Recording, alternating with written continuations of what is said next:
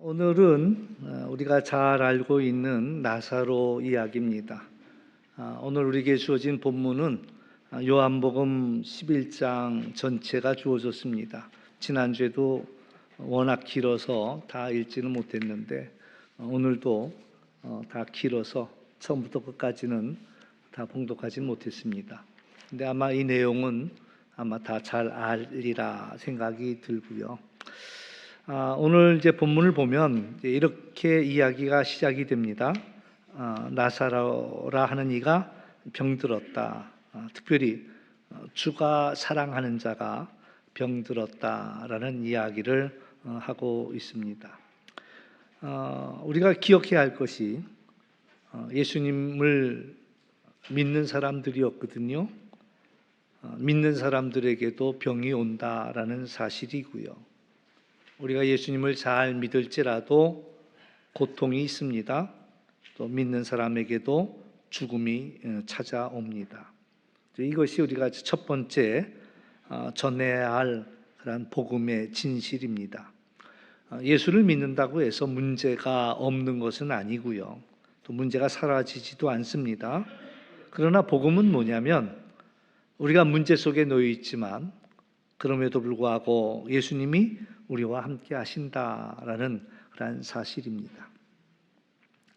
오늘 이제 이 누이들 마르다와 마리아는 나사로가 죽어가는 모습을 지켜봅니다.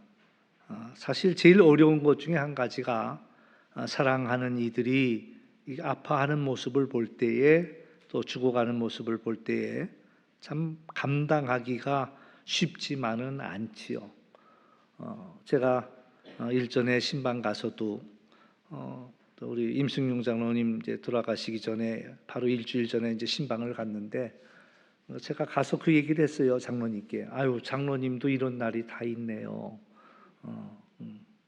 안 아프실 것 같은데 아프시고 늙지 않을 것 같은데 늙으시고 병들지 않을 것 같았는데 병들고 이제 그런 마음들이 이제 무겁더라고요. 그러니까는 사랑하는 분들이 전에는 그렇지 않았던 분들이 이제 점점 힘 빠지기도 하고 이런 우리가 살아가다 보면 마주치고 싶지 않은 일들이 있습니다. 그러나 이제 그런 일들이 우리에게 다가오더라라는 이제 그런 이야기지요. 그런데 그럼에도 불구하고 하나님께서 우리와 함께 하신다라는 그런 이야기입니다. 오늘 이제 예수님께 기별을 했습니다. 예수님, 당신이 사랑하는 자가 병들었습니다. 속히 와서 살려달라고 이야기했겠지요. 그러나 우리가 받아들이기 쉽지 않은 또 하나의 사건은 뭐냐면 예수님이 곧장 가지 않으셨다라는 이야기입니다. 그 이야기를 듣고 우리의 생각에는 얼른 단숨에 달려갈 것 같은데 예수님께서는 그 이야기를 듣고 이틀을 더 유하셨다라는 그런 이야기죠. 우리가 이제 아파서 병원에 가면 병원 의사가 빨리 이 일을 조치해 줬으면 좋겠는데 근데 의사가 서두르지 않아요. 뭐 여러 가지 이유가 있겠지요. 조금 더 지켜봅시다라는 이야기를 하기도 하고 또 당장 수술했으면 좋겠는데 지금 이 상태에서는 수술할 수가 없습니다. 좀 더 뭐 기력이 회복이 된 다음에 해야 되겠습니다. 뭐 이런 이제 이야기들을 한단 말이죠. 그러니까 이제 내 생각하고 굉장히 달라요. 그러니까 하나님의 생각과 우리의 생각이 다르더라라는 거예요. 예수님은 이들을 사랑했거든요. 사랑했기 때문에 또 이틀을 더 유하셨다라는 이야기를 합니다. 15절 말씀을 보면 얼른 또 이해가 안 갈 수도 있습니다. 먼저 5절, 6절 말씀을 먼저 보면 예수께서 본래 마르다와 그의 동생 나사로를 사랑하시더니 나사로가 병들었다 함을 들으시고 그 계시던 곳에 이틀을 더 유하셨다. 근데 이제 15절은 뭐라고 이야기가 되어 있냐면은 내가 거기 있지 아니한 것을 너희를 위하여 기뻐한다라고 이야기합니다. 내가 거기 있지 않았던 게 천만다행이야. 뭐 이런 식이겠죠. 근데 왜 그랬냐면 이는 너희로 믿게 하려 함이다라는 말씀을 하고 있습니다. 그러니까 예수님은 나사로의 죽음을 오히려 제자들을 위해서 너희들에게 믿음의 기회가 된다라고 말씀하고 있다라는 이야기죠. 예수님이 이제 베다니에 도착했을 때는요, 나사로가 죽은 지 이미 나흘이 되었습니다. 유대인들, 뭐 우리들도 그런 생각이지만 유대인들은 죽은 지 사흘이 되면 영혼이 완전히 떠난다고 믿었습니다. 그래서 나흘이 된다라는 이야기는 이제 희망이 완전히 소멸되었다라는 그런 이야기죠. 그러니까 마르다가 예수님께 이야기합니다. 주님께서 여기 계셨더라면 내 오라비가 죽지 아니하였겠나이다. 이 이야기는 마리아도 똑같이 이야기합니다. 주님께서 여기 계셨더라면 내 오라비가 죽지 아니하였을 것이다. 그건 우리의 생각도 또 똑같을 수 있습니다. 그러면서 그 이야기 뒤에는 그런 게 담겨져 있죠. 왜 예수님 왜 이제 오시는 겁니까? 라는 것. 어떻게 우리에게 이럴 수가 있습니까? 뭐 이제 이런 이야기도 담겨져 있을 겁니다. 근데 이제 재미난 것은 마르다, 마리아가 자매인데도 반응은 또 다르더라라는 그런 이야기입니다. 마르다는 예수님이 오셨다는 얘기를 듣자마자 바로 뛰어나왔습니다. 그리고 이제 자기가 알고 있는 것들을 이야기합니다. 근데 사실 마르다가 하는 말은 하나하나가 다 맞는 말들이에요. 정답이에요, 정답. 모범 답안이에요.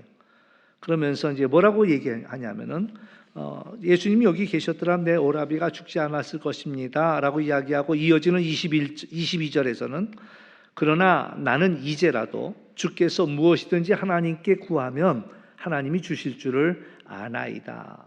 놀라운 이야기 아닙니까? 예수님이 여기 계셨다면 내 오라비는 죽지 않았을 것이고 그러나 지금도 늦지 않았다는 거예요. 그러면서 주님께서 무엇이든지 하나님께 구하면 하나님이 응답하실 것을 믿는다라고 이야기합니다.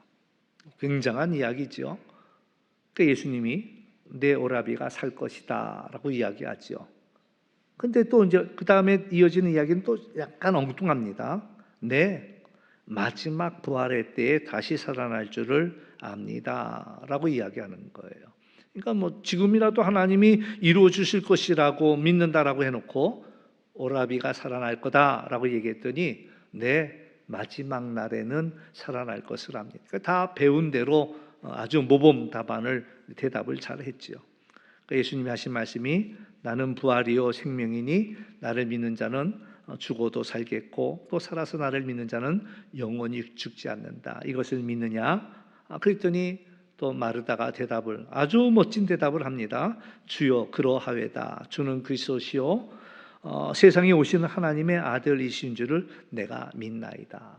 엄청난 고백입니다.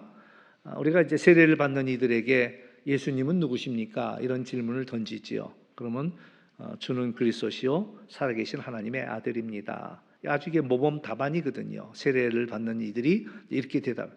그러니까 마태복음의 대답은 베드로가 이야기하는 거예요. 주는 그리스도시요 살아계신 하나님의 아들입니다.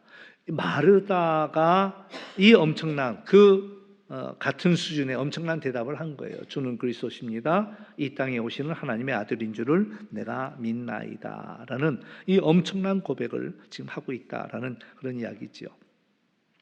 그러니까 이 마르다는 너무나 많은 것을 알고 있었고 그래서 예수님과 대화를 나누면서도 자기가 알고 있는 그 믿음들을 또박또박 이야기하고 있다. 아주 지적인 사람이었고 예수님께서도 그 대답에 대해서 또 말씀으로 다 가르쳐 주셨죠. 근데 마리아는 또 마찬가지입니다. 예수님이 여기 계셨다면 내 오라비가 죽지 않았을 것입니다 라고 이야기하면서 예수님을 보자마자 그 발 앞에 엎드려서 눈물을 쏟습니다. 펑펑 쏟습니다. 그랬더니 예수님이 또 그의 앞에서 예수님도 우셨다.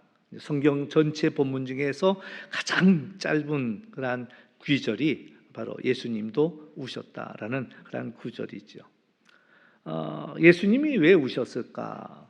우리는 그런 생각할 수 있습니다. 우리 이제 그 뒤에 있는 이야기도 다 알고 있으니까요. 예수님은 나사로를 살릴 겁니다. 근데 예수님이 왜 우셨을까라는 것들을 우리는 생각해 볼 수 있는데, 우리 인생이 죽음 앞에서 너무 무력하다라는 것, 그것에 대한 눈물이기도 하고요. 또 사랑하는 자들이 이 어려움과 고통을 당하는 것에 대한 그러한 눈물이기도 하고, 원수가 우리 인생들을 너무 괴롭히는 것에 대한 분노하는 그러한 눈물이기도 하다라는 그런 이야기입니다. 우리가 이제 아끼던 물건이 고장이 나가지고요, 이걸 고치려고 하면 이제 AS 센터 이제 그 사람들이 와서 뭐 그 고장 난 걸 보여주면은 덤덤하게 쳐다봅니다. 그러면서 이거 고치면 되겠네요. 그러면서 고치고 갈 수도 있습니다.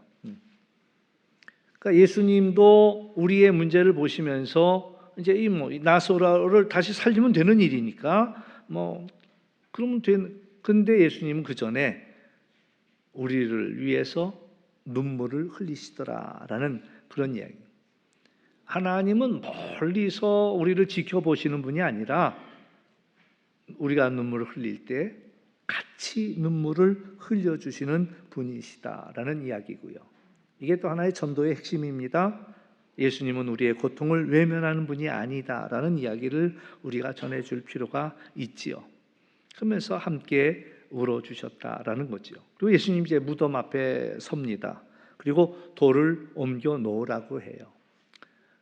사실 우리한테 그걸 시키지 않아도 얼마든지 예수님은 이 나사로를 살릴 수가 있어요. 그런데 예수님은요, 일하실 때 혼자 일하지 아니하시고 꼭 우리들과 함께 일하기를 원하셔요. 우리들을 동참하도록 하시지요. 근데 일해 보신 분들은 알지만 일이라는 건 혼자 하는 게 편합니다. 내 마음대로 할 수가 있거든요. 근데 같이 일을 하려다 보면은 때로는 답답하기도 하고 내 생각하고 달라서 또 좀 힘들기도 하고 그렇단 말이죠.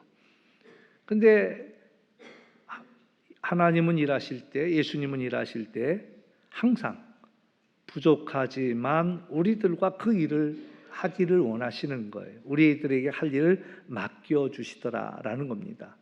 오늘 우리들도 마찬가지입니다. 아유, 나 혼자 일해버리면 그게 속 편해 라고 생각할 수 있겠지만 하나님이 우리에게 원하는 것은 같이 일하기를 원하시는 거예요. 그것 때문에 좀 더딜 수도 있습니다. 그러니까 그런 이게 어디 속담인지는 밝혀지지 않더라고요. 근데 빨리 가려면은 혼자 가라. 빨리 가려면 혼자 가라. 대신 멀리 가려면 같이 가라. 이런 얘기가 있어요. 그러니까 빨리 가려면은 혼자 가는 게 빠른 거예요. 그렇지만 같이 갈 때 멀리 갈 수 있다라는 겁니다. 그러니까 일도 마찬가지예요. 그냥 혼자 하는 게 빠를 수 있습니다. 그러나 같이 일하는 것이 그만큼 귀하고 좋은. 예수님께서도 우리에게 그 일을 맡겨주셨다라는 거죠. 그때 이제 마르다가 대답을 합니다. 주여, 죽은 지가 나흘이 되어서 냄새가 납니다. 이제 얼마나 이제 그 썩은 내가 진동하겠어요. 그러니까 마르다는 아주 현실적인 사람입니다. 그러니까 벌써 나흘이나 되었고 저 돌문을 치우면 썩은 내가 풀풀 날 거다라는 맞는 말이지요. 맞는 말입니다. 근데 마르다가 멋진 고백을 했잖아요. 나는 이제라도 주님께서 무엇이든지 하나님께 구하면 하나님이 주실 줄을 아나이다 라고 고백했고, 오빠가 살아날 거다 라고 할 때 살아나는 것을 내가 믿는다, 주는 그리스도시요 세상에 오시는 하나님의 아들입니다 라는 아주 멋진 고백을 했음에도 불구하고 현실에 또 부닥쳤을 때는 이내 또 흔들린단 말이에요. 우리 인생이 그래요. 기도할 때만 해도 아멘 믿습니다, 하나님이 하실 줄 믿습니다, 이렇게 기도하는데 눈을 뜨는 순간, 근데 어떻게 이 일이 가능하겠어? 이건 틀렸어, 끝났어, 불가능해, 이미 냄새가 나는데 늦었어, 희망이 없어. 이런 생각들이 우리들을 또 집어삼키죠. 이게 우리 인간 믿음도 우리 안에 있기도 하고요. 또 한면에는 의심도 불안도 여전히 우리 안에 역사하더라라는 그런 이야기죠. 근데 이제 예수님이 이제 기도를 하십니다. 기도를 하는데 아버지여 내 말 들으신 것을 감사합니다라고. 아직 나사로가 나오지 않았습니다. 그냥 문만 열었어요. 그런데 예수님은 뭐라고 기도하냐면 나사로를 살려주십시오라고 기도한 것이 아니라 하나님 감사합니다. 하나님 내 말 들으신 것을 감사합니다라고 기도하는 거예요. 그리고 예수님이 그 얘기합니다. 항상 내 말을 들으시는 줄을 내가 아나이다. 저는 여러분들이 평생 동안 신앙생활을 했을 때에 여러분들 앞에 수식어가 하나 붙었으면 좋겠다라는 수식어는 뭐냐면 어떤 수식어가 붙었으면 좋겠습니까? 가장 이제 뭐 시간이 없으니까 길게 얘기하고 답만 얘기한다면 그이는 기도의 사람이었어라는. 그는 기도의 사람이었어. 한번 따라서 해보실까요? 나는 기도의 사람입니다. 아멘. 엄청난 이야기입니다. 예수님이 기도하면서 뭐라고 말씀하셨냐면 하나님 감사해요. 항상 내 말을 들으시는 줄을 내가 압니다. 여러분 기도했는데 어느 분이 저한테 그래요. 목사님 기도해 주세요 그래요. 그래서 본인 나도 물론 기도는 하겠지만 본인 문제는 본인이 기도해야지요 이런다고. 근데 그이가 하는 대답이 아주 깜짝 놀라게 해요.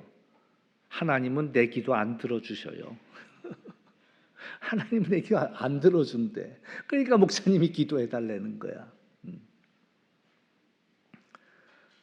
지난 금요일 밤에도 그 말씀을 나누었어요. 베드로와 요한이 성전 미문에 올라가다가 안진뱅이를 만났거든요.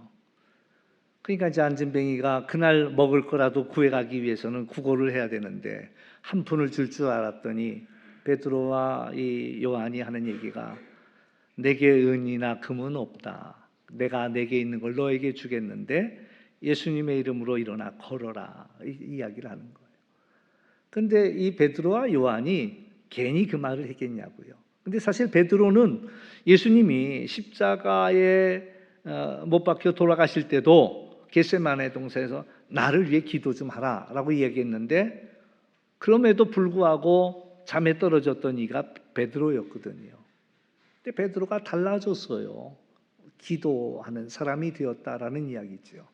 그래서 기도 시간마다 기도하러 올라가는 이야기가 사도행전에 보면 계속 나와요. 기도하러 올라가고 기도하러 올라가고 기도하러 올라가고. 그 기도하다가 베드로가 알아차린 게 있어요. 내가 기도하니까 하나님이 응답하시더라라는 것을 알아차린 거예요. 그러니까는 그 일을 만나서 예수님의 이름으로 명하노니 일어나 걸어라. 그러면서 그를 일으켰던. 예수님도 내가 기도만 하면 하나님이 항상 내 말을 들으시는 것을 아신 거예요. 그래서 나사로를 부르기도 전에 먼저 하나님께 미리 감사하는 거예요. 하나님 감사해요. 내 말을 들으신 것을 감사해요.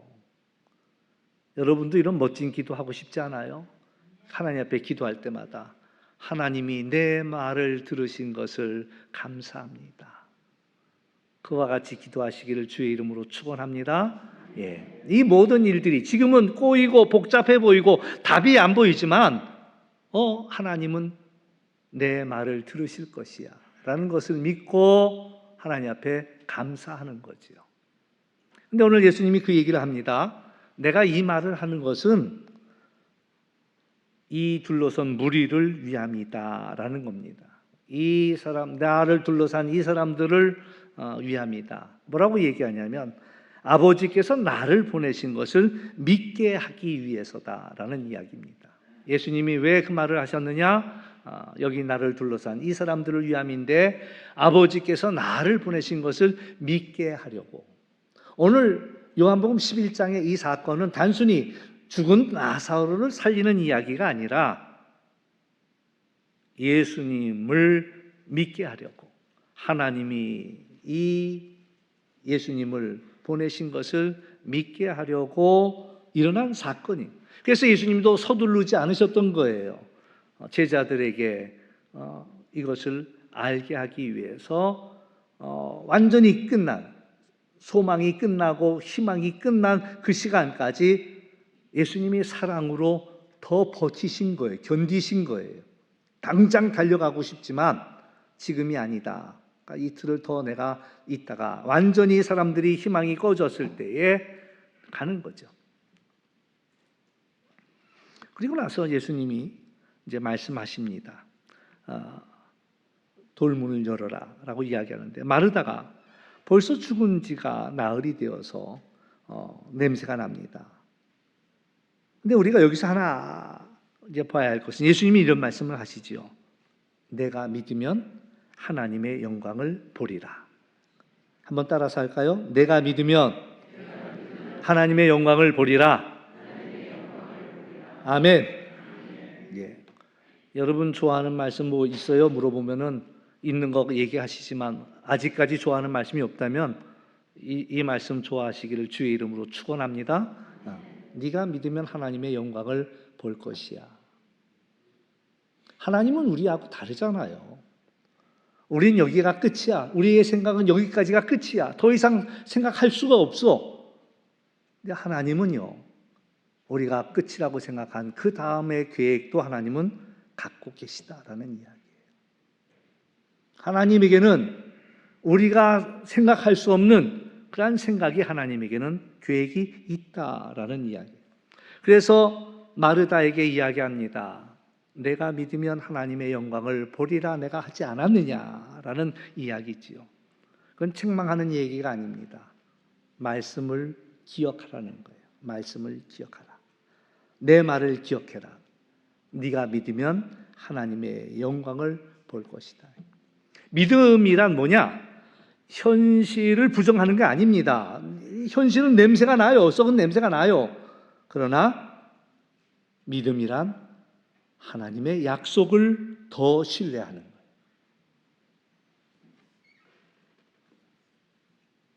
죽은 자가, 예수님이 이제 외치시죠. 나사로야 나오너라. 그러니까 죽은 자가 살아납니다. 수족이 배로 묶인 채로 무덤에서 나오죠. 근데 우리가 이제 이것은 단순히 기적이라기보다도 이것은 우리에게 주는 그런 메시지가 있습니다. 영적으로 죽은 사람도 살리시는 그 복음, 그것을 우리에게 보여주고 있는데, 죄로 죽은 우리들을 살리시고 또한 하나님과 단절된 우리들을 살리시고 소망이 없는 인생을 살리시는 그러한 이야기. 오늘도 주님은 우리를 부르시거든요. 나사로야 나오너라. 그러니까 전도라는 것은요, 죽은 자를 살리는 그런 예수님의 음성을 전하는 겁니다. 예수님이 널 부르시네, 그걸 알려주는 거예요. 예수님이 널 찾으시는데, 그래서 우리가 사람을 변화시킬 재주는 없습니다. 우리가 생명을 줄 수는 없습니다. 그러나 예수님의 말씀이 당신을 살린다라는 것을 전해주는 거죠. 나사로는 살아났지만 여전히 수족이 묶여 있습니다. 예수님이 하시는 말씀이 풀어놓아 다니게 하라고 말씀하십니다. 이게 이제 교회에 주신 사명입니다. 우리들도 마찬가지예요. 예수님 때문에 우리 죽은 영혼들이 살아났습니다. 그런데 여전히 매여 있는 사람들이 있어요. 죄의 습관에 매여 있는 사람들, 여전히 살았음에도 불구하고 여전히 죄에서 자유하지 못하고 죄의 유혹에 묶여 있는 이들이 있다라는 거예요. 상처에 묶여 있는 이들이 있어요. 예수님이 나 살리신 건 믿는데 여전히 상처가 다 풀어지지 않아서 매여 있습니다. 또 어떤 정체성 뭐 이런 것들이 우리를 올감해서 자유하지 못하게 한다는. 오늘 예수님이 너희가 가서 그 매인 것들을 풀어주라고 말씀하십니다. 오늘 우리는 예수님을 전할 뿐만 아니라 그들의 묶인 삶을 풀어주고 자유를 누리게 하고 그리고 그들을 회복시키는 일들, 이게 바로 교회가 해야 할 일이다라는 이야기고요. 결론은 그렇습니다. 45절에 보면은 많은 유대인들이 예수님을 믿게 되었다. 그러니까 이 요한복음 11장 1절에서 45절까지의 그 이야기는 나사로의 살아났다라는 이야기가 포커스가 아니라 많은 사람들이 이것을 보고 예수님을 믿게 되었다라는 거기에 강조점이 있습니다. 오늘 우리가 이제 전도의 맥락에서 이 말씀들을 보면 첫 번째로 우리는 다 죽은 인생이었습니다. 그러나 우리를 예수님이 불러내셔서 우리가 살았다라는 이야기입니다. 세상 사람들은 자기의 문제를 해결하기 위해서 물질로 해결해 볼까, 열심히 돈도 벌어보고 그러면 내가 괜찮아질 거야 이런 생각을 하겠죠. 어떤 선생님은 내가 열심히 해서 성공을 하면 이 모든 문제로부터 나는 편해질 거야 라는 생각을 하는지도 모릅니다. 또 어떤 이들은 여러 사람들과의 관계를 맺어가면서 자기의 문제를 어떻게라도 풀어보려고 합니다. 그러나 그것들은 생명을 줄 수가 없습니다. 오직 예수 그리스도만이 죽음을 이기는 분이시다라는 사실들이고요.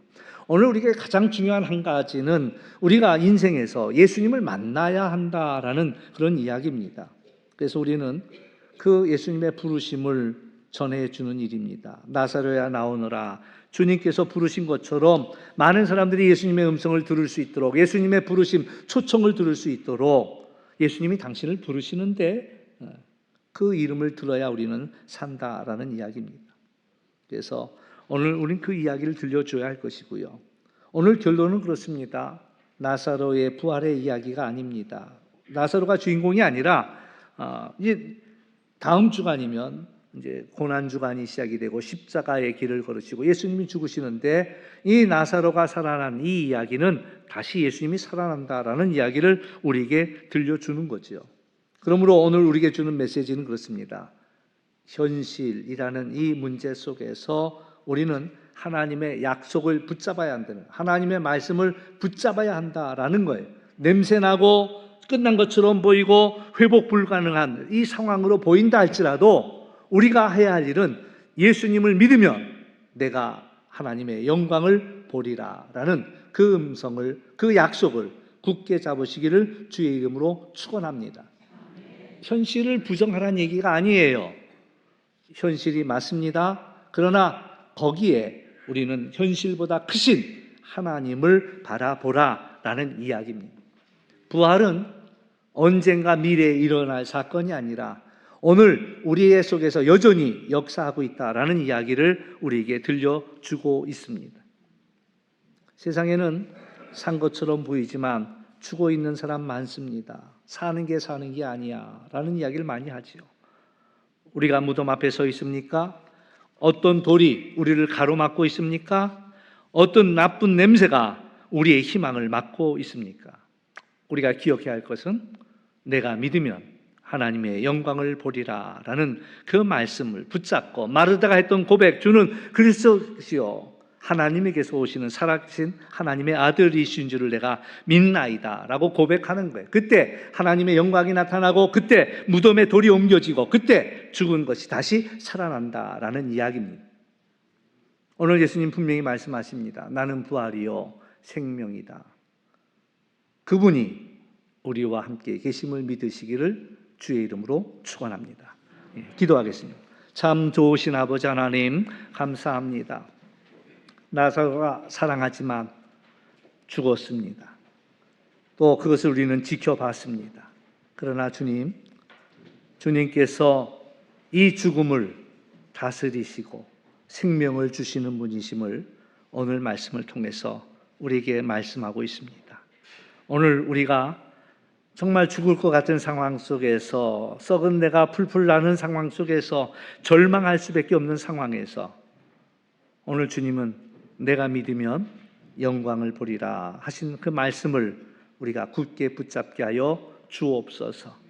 우리의 현실은 녹록지 않습니다. 그러나 중요한 것은 현실만 바라보는 것이 아니라 우리의 생각을 뛰어넘는 그런 하나님의 역사를 우리가 바라보는, 그래서 그 말씀을 붙잡는 우리 모두가 되게 하여 주옵소서. 내가 부활이다, 내가 생명이다 말씀하신 그 뜻을 우리가 믿음으로 살아내게 하여 주옵소서. 감사하며 예수님의 이름으로 기도하옵나이다. 아멘.